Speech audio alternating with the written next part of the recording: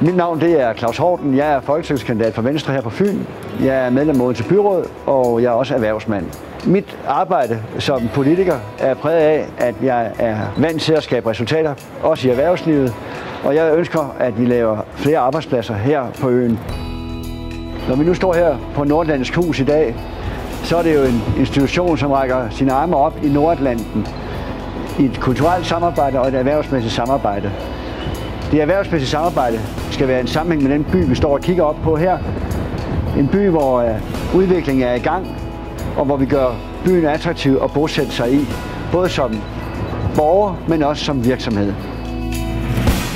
Vi skal nu ud på en lille køretur. Vi skal besøge en virksomhed på Sydfyn, som allerede har omstillet sig til de nye vilkår, der er gældende for det danske arbejdsmarked. Vi er nu ankommet til Sydfyn, nærmere bestemt til Faaborg, hvor vi skal ind på Viking Rubber Company og høre direktøren fortælle, hvordan de har tilpasset sig den globale økonomi.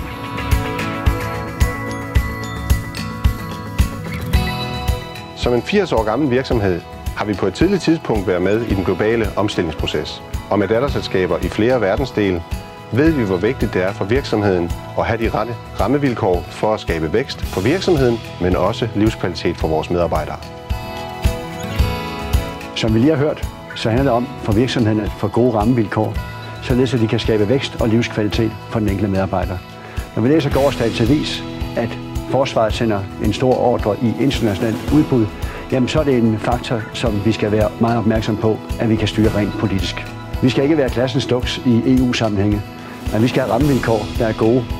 Og det vil jeg arbejde for i Folketinget. Det er for Fyn, og det er for fremtiden.